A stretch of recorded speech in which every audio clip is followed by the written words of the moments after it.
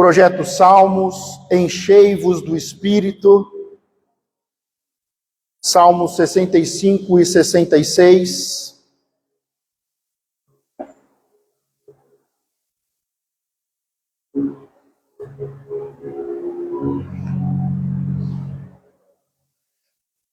Versículo 1. A ti, ó Deus, espera o louvor em Sião, e a ti se pagará o voto. O salmista Davi, ele começa esse salmo falando de louvor, que em Sião o Senhor será louvado e se cumprirá os votos. A ti, ó Deus, espera o louvor em Sião, e a ti se pagará o voto. Ó tu que ouves as orações, a ti virá toda a carne. Esse versículo fala que todos os povos e nações, de todas as línguas, virão até o Senhor para louvá-lo e cumprir os seus votos. Ó tu que ouves as orações, o Senhor, a ti virá toda a carne, todos os povos, nações, de todas as línguas. Versículo 3. Prevalecem as iniquidades contra mim, porém tu limpas as nossas transgressões. Deus é bom, a sua bondade dura para sempre, e ele é perdoador, ele perdoa os pecados. Versículo 4, bem-aventurado aquele a quem tu escolhes, e fazes chegar a ti, para que habite em teu átrios. Nós seremos partos da bondade da tua casa e do teu santo templo. O salmista está falando que o Senhor escolhe. Nós somos privilegiados. Muitas vezes nós achamos que nós escolhemos o Senhor, mas a verdade é que Ele nos escolheu. Ele nos trouxe para próximo, nos colocou dentro da sua casa, para que pudéssemos usufruir de todo o tesouro da casa do Senhor, de toda sorte de bênção. O Senhor, quando esteve aqui com os seus discípulos, Ele deixou bem claro, não foram vocês que me escolheram, mas eu que vos escolhi em número de 12. O Senhor te escolheu, o Senhor escolheu a tua casa, o Senhor te trouxe para perto, tem te colocado debaixo das asas, tem te dado o privilégio de estar na casa do Pai, na casa do tesouro, e usufruir de toda sorte de bênção. Obrigado, Senhor. Bendito é o Senhor. Versículo 5. Com coisas tremendas, em justiça nos responderás, ó Deus da nossa salvação. Tu és a esperança de todas as extremidades da terra e daqueles que estão longe sobre o mar. O Senhor é a nossa esperança. Esperamos no Senhor e sabemos que nossos planos não serão frustrados, os nossos sonhos não serão frustrados. Não importa o quão longe nós possamos estar. Versículo 6. O que pela sua força consolida os montes, cingido de fortaleza. O que aplaca o ruído dos mares, o ruído das suas ondas e o tumulto dos povos.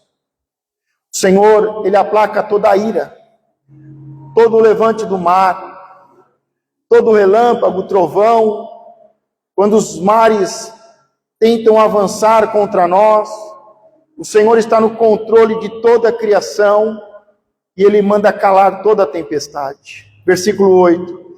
E os que habitam nos confins da terra temem os teus sinais. Tu fazes alegres as saídas da manhã e da tarde. Aqui está falando de toda a criação, de contemplar a criação de Deus e todo o poder de Deus, porque toda a criação se sustenta pela palavra de Deus.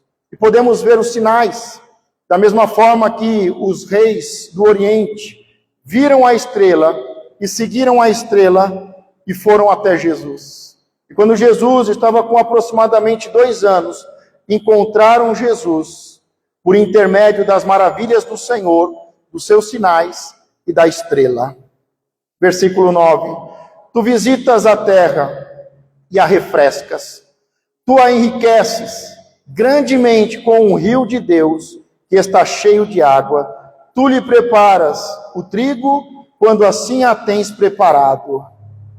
Enches de água os seus sulcos, tu lhe aplanas as seivas, tu a amoleces com a muita chuva, abençoas as suas novidades.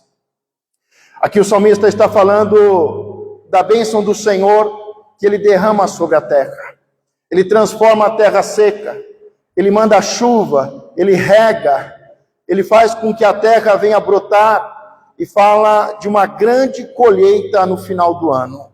É muito interessante que o nosso tema do ano, o salmo do ano, ano de evidência, esse salmo fala que muitas vezes nós vamos semear com lágrimas. Você já semeou com lágrimas? Vou repetir. Você já semeou com lágrimas? Porque uma coisa é nós entregarmos a primícia, o dízimo. Uma coisa é nós entregarmos a oferta, mas outra coisa é nós semearmos com lágrimas. Quando tudo vai bem, quando há abundância, há prosperidade, nos alegramos em entregar a primícia, o dízimo, de ofertarmos, mas é quando estamos passando um momento difícil, de seca, de escassez, que temos que semear, e semear ainda com lágrimas, ainda que venha a semear com lágrimas, nos tempos difíceis. É isso que faz romper uma grande colheita. E isso, o salmista aqui fala de Deus preparando a terra, de Deus regando, de Deus preparando a terra, de Deus semeando a terra, para que no final desse ciclo haja uma grande colheita. Versículo 10.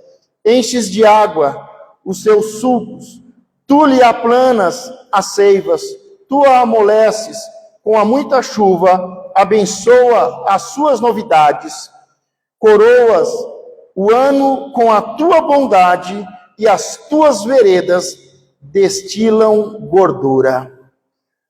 No começo do ano, da virada para o começo do ano, Deus falou muito sobre a oferta de semeadura.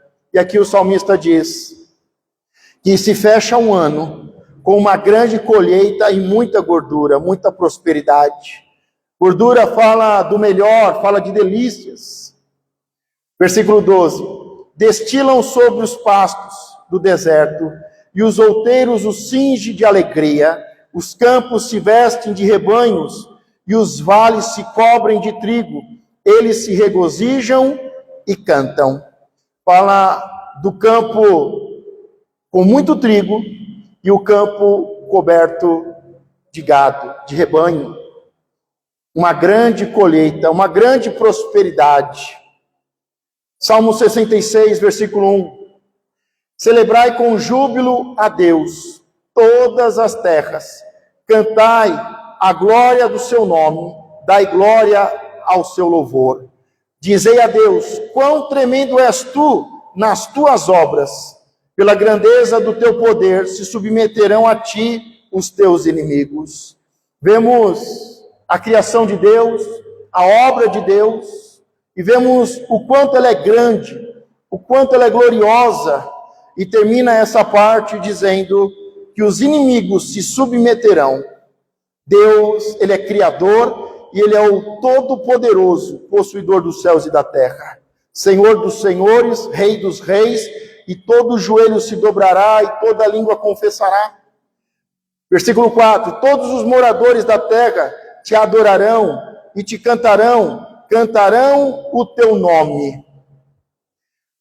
Esse texto do salmista está falando quando o Senhor voltar e reinar por 1000 anos.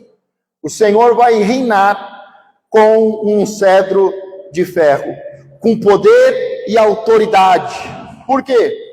Porque ao mesmo tempo que os anjos e muitos santos virão com ele, muitos ressuscitarão e governarão com o Senhor, passarão pelo tribunal de Cristo e serão recompensados, e entraremos no reino milenar. 1000 anos em que governaremos com o Senhor, mas nesse período também haverá as nações rebeldes. que serão governadas com cedro de ferro, com força, com autoridade. Mas nós sabemos que, passados 1000 anos, eles se rebelarão. Novamente, mas pela última vez, os povos e nações se rebelarão contra o reino do Senhor, mas desta vez haverá o tribunal branco e todos eles serão julgados e condenados. O tribunal de Cristo não há condenação, porque é o tribunal de Cristo, e para quem está em Cristo não há condenação, há apenas a retribuição, a recompensa das obras. Todos os que estão em Cristo, para aqueles que estão em Cristo não há condenação. Então, por que o tribunal de Cristo? O tribunal de Cristo é para todos os salvos, e não há condenação, mas é para receber recompensas e governar com o Senhor. Aqueles que venceram, como diz o livro de Apocalipse, ao que vencer. Mas o trono branco será para julgar os ímpios, e todos eles serão condenados. Mas se eles são condenados, para quê que vai ter um tribunal, um trono branco para julgá-los se eles estão condenados? Porque mesmo todo condenado, é justo que passe por um julgamento, mesmo que ele seja condenado. É como a nossa justiça, uma pessoa foi pega em um ato terrível, todo mundo sabe, há provas, não tem o que discutir, mas ele tem o direito de passar pela justiça. Por isso, uma coisa é o tribunal de Cristo para os salvos, para serem recompensados e governarem com o Senhor, quando o milênio começar. E outra coisa é o trono branco, o julgamento final de todos os anjos caídos, Satanás, os anjos caídos e todo aquele que não creu será condenado. Já está condenado. Versículo 4: todos os moradores da terra te adorarão e te cantarão. Cantarão o teu nome. Isso fala do começo do reinado de 1000 anos. Vinde e vede as obras de Deus, e tremendo nos seus feitos para com os filhos dos homens. Converteu o mar em terra seca, passará o rio a pé, ali nos alegraremos nele. Esse versículo 6 faz menção à passagem do Mar Vermelho a pé seco. E é um símbolo de batismo, de novo nascimento, e do Rio Jordão, que fala do vale da sombra da morte. Versículo 7: ele domina eternamente pelo seu poder. Os seus olhos estão sobre as nações. Não se exaltem os rebeldes. Bendizei, povos, ao nosso Deus, e fazei ouvir a voz do seu louvor. Nós sabemos que no final os rebeldes se reunirão e novamente, mas pela última vez, cercarão Jerusalém. Mas haverá o julgamento final do trono branco. Versículo 9: ao que sustenta com vida a nossa alma e não consente que sejam abalados os nossos pés. Pois tu, ó Deus, nos provaste, tu nos afinaste, como se afina a prata. Fala que nós não seremos abalados, nós seremos provados e refinados. Nos tornaremos melhores. 11: tu nos puseste na rede, afligiste os nossos lombos, fizeste com que os homens cavalgassem sobre as nossas cabeças. Passamos pelo fogo e pela água, mas nos trouxeste a um lugar espaçoso. Depois de toda a guerra, de toda a rebelião, de toda a guerra, o Senhor nos fará passar pela água, pelo fogo, e nos dará vitória plena e eterna, e um grande território para governarmos eternamente. Versículo 13: entrarei em tua casa com holocaustos, pagar-te-ei os meus votos.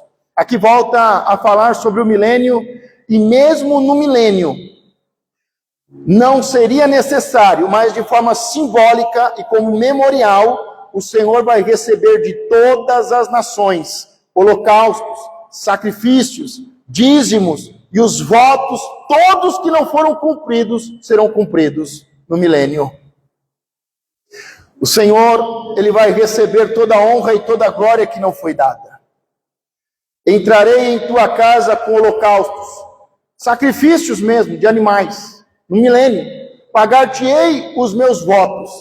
Tudo aquilo que não foi feito na história da humanidade, os sábados que não foram guardados, o ano sabático que não foi guardado, será guardado por 1000 anos.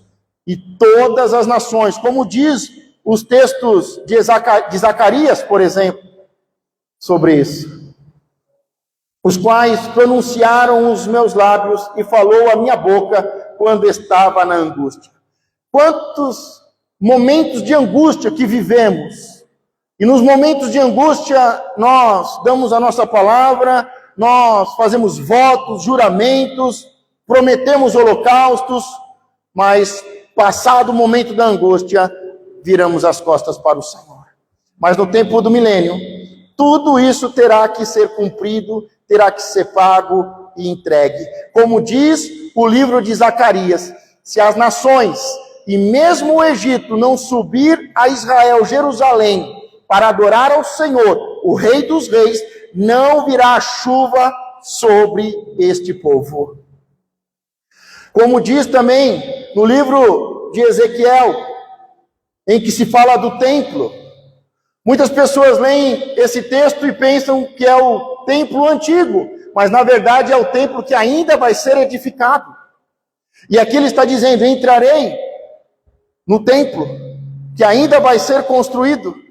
O livro de Ezequiel não é do passado, ele é profético, é do futuro. Quando fala lá que o anjo tomou pelas mãos com uma vara de medir, e mediu águas que vinham pelo tornozelo, águas que vinham pelo joelho, pelos lombos, e depois águas que tinha que se atravessar a nado. Aquele templo não é o templo antigo, ainda é o templo que vai ser construído. E aqui ele está dizendo: entrei no templo, estou no templo para louvar e cumprir os votos.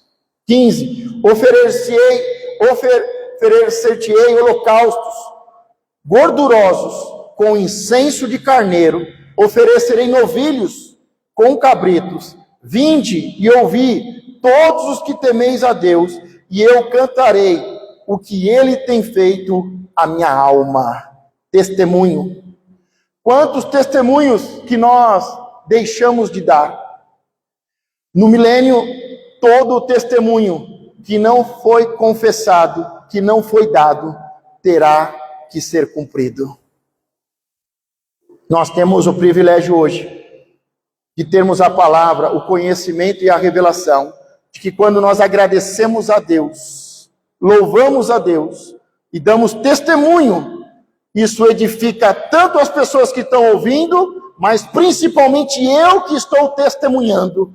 Mas há uma luta para que a gente não abra a nossa boca, não louve o Senhor, não glorifique o Rei dos Reis e não seja um testemunho, uma testemunha viva. E há um peso sobre isso. Mas todo juramento, todo voto será cobrado. Nós temos que cumprir. 16. Vinde e ouvi todos os que temeis a Deus, e eu cantarei o que ele tem feito à minha alma. Você tem cantado tudo que o Senhor tem feito à sua alma? Você é uma pessoa grata, que louva o Senhor, e que é uma testemunha, é uma evidência nos dias de hoje? 17. A ele clamei com a minha boca, e ele foi exaltado pela minha língua. Se eu atender à iniquidade do meu coração, o Senhor não me ouvirá. Final do Salmo está falando de Jesus no jardim do Getsêmani e na hora da cruz, em que não há pecado, e por isso ele foi ouvido. Vou repetir, 17. A ele clamei com a minha boca, e ele foi exaltado pela minha língua. É Jesus orando, clamando e exaltando o Pai. Por isso ele foi ouvido. Quantas pessoas Deus não ouve mais, porque não louvam, não clamam e não são testemunhas. 19, 18. Se eu atender a iniquidade no meu coração, o Senhor não me ouvirá. Ou seja, se houver iniquidade no meu coração, se eu estiver fazendo as coisas de Deus, para Deus, mas sem Deus, Deus não ouve a minha oração. Deus não ouve o meu louvor. Se eu atender a iniquidade no meu coração, se eu der ouvidos, se eu nutrir a iniquidade no meu coração, a religiosidade, o Senhor não me ouvirá. Mas na verdade Deus me ouviu, atendeu a voz da minha oração. Bendito seja Deus, que não rejeitou a minha oração, nem desviou de mim a sua misericórdia. Porque o Senhor teve que tomar todo o pecado, toda a iniquidade.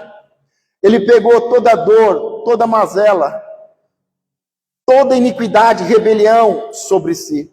Mas mesmo tomando a nossa dor, o nosso lugar, se colocando no lugar do pecador, ele conseguiu orar, clamar, e o Pai o ouviu, porque o seu coração continuou puro.